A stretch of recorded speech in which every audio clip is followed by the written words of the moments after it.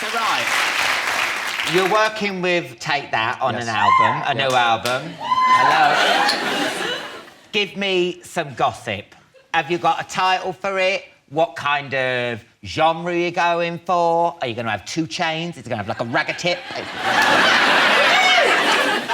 We're really just beginning. We're about a month into the writing process. But, yeah, new record, hopefully for Christmas. We're really enjoying ourselves. We think we've got some great material already. No album name just yet, but we're extremely excited. And what about Robbie? Is he in or out? Because, you know, it's a boy band, not a drop-in centre. I know. He's like a supply teacher, No, and do he you just know pops what? up now and then. You know what? The thing is with Rob, he's family now with us. So if he's not in the band, he'll write on the record, and you know we'll work with him on his next record. Yeah. We do this now. We work together a lot. Whether he'll be in the final lineup, I'm not sure. Now, how long's Robbie got to make his mind up? I mean, no, if you wondered how long, has he got, like, come on, is there a cut-off point? Probably by the end of May. OK. Yeah. We'd need to know what we're doing by the end of May. Yeah. Yeah, it's strong, that drink, you know. I could probably tell you a few more things if we sat here long enough. Do you know what? I'll get this bloody Take That album name out of you. Can you imagine if you get pissed and call it leprosy? I'm starting my tour tomorrow night. You are not. Yeah, I shouldn't be drinking the night before a tour. No. No. You've really led me down a bad route. Led you down a what? The wrong road. How much bragging goes on between you and the other chef? Do you ever go up to Gino De Campo and go, "Loser, where are you?" in the lift? Do you ever get like that? No. No. Come on, you're 5th. You must be like, come on. Well, you wouldn't do that, would you? Any of these lists... I would, 5th in the world. I'd have it tattooed on my face. I mean, Anton Dubet, I feel sorry for him, you know. I don't. He don't know. Calling as it is, Alicia. Does he get extra money because he can have, like, Anne Widdecombe's gusset in his you- face?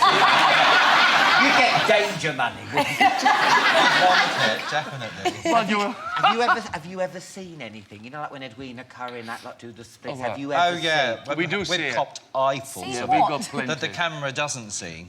Well, because the judges... All sorts of nasties, darling. See any nasties, I have to say. We get a few flashes. We get a few flashes, yeah. And I was thinking, do the men, when they get aroused...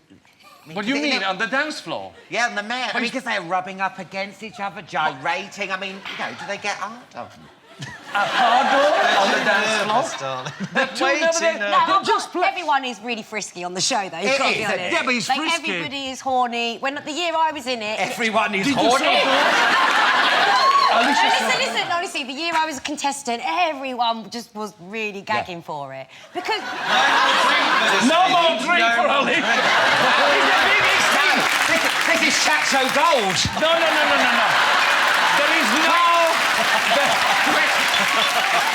Just give me the bottle, quick. Just give me the bottle. Straight there. No.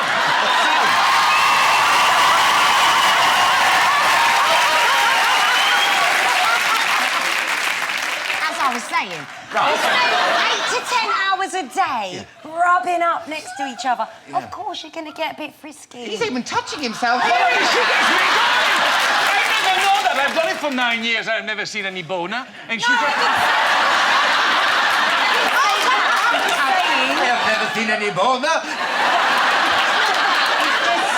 Dancing is a very flirtatious, sexual thing. it is, so, it is. obviously, naturally, every year somebody gets together. Lock the bloody thing. Padlock. Although this year, nobody's got together yet. There's not... Well, every year we hear a rumour or a bit of gossip about Gossip someone. about it. I've not heard anything this year. Boring. No, but is it true? You're all dancers and everything. Is it true what they say, that the better the dancer you are, the better you are Well, in I dance? think so, Alan.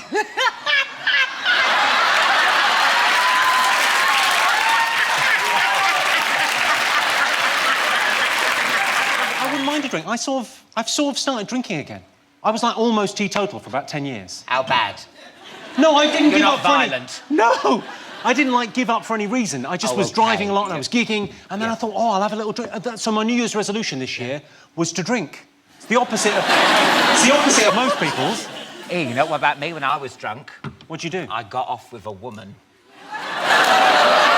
Oh, my God. 2 weeks ago, hammered, I got drunk and got off with this woman. What's it like?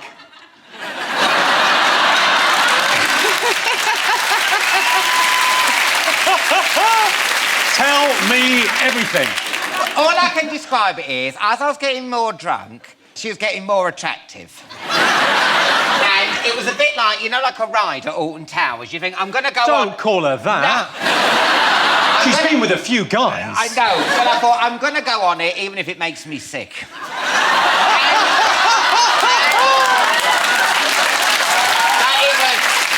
So where was it? Set the scene. Where was this? Where did it take It was place? down in Cornwall. OK, and what was she like? What was She was nice, blonde hair. She was just my type. Just without a knob. So... Her penis was an innie. The best way to describe it to Alan. But it was in front of her husband. I know. That's like a bend-over video. I know. They're all going, oh, yeah. So, what, was it in the pub? No, I was staying at their house. No, I'm not an expert on etiquette, but I think that's considered bad form. Oh, my God. Tell you what, at breakfast, you could cut the atmosphere with a bread knife. Did anything stir? No. Dead. You did dead? Dead. You could have hit it with a hammer? Nothing? Honestly, yes. Dead. OK. That's good, because you would... It'd be a terrible thing... You could have stubbed a fag out on it. I think she did. Wake up! Now, every relationship goes through its ups and downs. Did you ever argue about anything? Didn't you argue about having a this morning dog? Well, yes, that argument is still ongoing. Really? You wanted... Well, I'd like Here a we go, dog, and it'd be nice on the sofa, wouldn't it? A nice little dog, man's best friend, make the guests feel at home. I'm just a bit more practical. I just said, you know, who's going to look after it? It's going to be like the bloody Blue Peter animals, where someone's going to take them home in the summer holidays. And it'll probably... I'll be on my watch and it'll die. Yeah. I just know. Don't look good, does it? Tell you I'm a dead dog the first day of the new series. And also, quite frankly, you know, when it comes to, you know, sort of matters of a bottom thing, you're not brilliant at that, are you? We had a lady on the other week. We had a lady on the other week. We'd actually just had a break and we came back and we said, what's on the first show?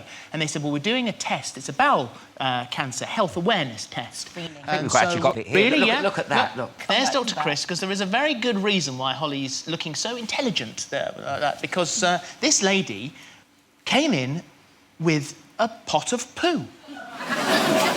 and you put it on a stick, and it's very important, you know, because it can find out all sorts of things about you. And I said, so what? You're saying our first item back after the holidays, shit on a stick?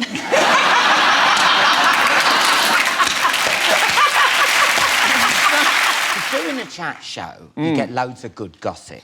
Yes. Why haven't you written a book dishing all the dirt? Well, I've forgotten most of it, I think. I just don't think you can survive if you do that. I mean, there's things I remember, like funny stuff, but also sad stuff. There was a celebrity who I can't name, who wasn't quite as famous as she had been. And we had a letter from her agent that said, just to let you know, she is available for chat shows. And it said at the end in block capitals, we'll do last minute and drive herself.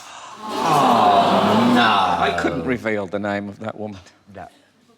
Well, after, obviously, but not on it. Have you had any criers on? Has anyone ever cried? Oh, poor Talisa was crying. OK. A little bit. I know a Riche from JLS, because they were splitting up. Yeah, we had them on every week. I'd seen them grow as they were... I had Mylene Class on, and she cried. I mean, it's like the Piers Morgan thing. You want to cry now and again. Yeah, but... Tears Morgan, I call it. And she started talking about the way fat people hated her, and she started crying. Well, I get nervous when people start crying, because I hate any of that public display thing, so I just start giggling. I was like, When's your album out again? I found myself sitting there thinking, this is great for the show. Oh, Just you are. crying. That's harsh. I know, but you do. Like Tara Palmer-Tompkinson, her personal meltdown, you know, put about 1 million on the show the next week. So I'm eternally grateful for that. Yeah. You did your chat show for 10 years. Was you worried that people were forgetting that actually you were a stand-up? I think that can happen because I'm on tour at the moment and I told... Some woman came round the house to look at my blinds and... Oh, save that for your book. OK.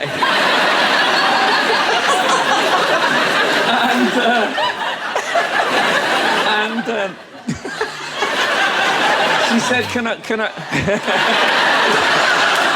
I think I'm going to cry.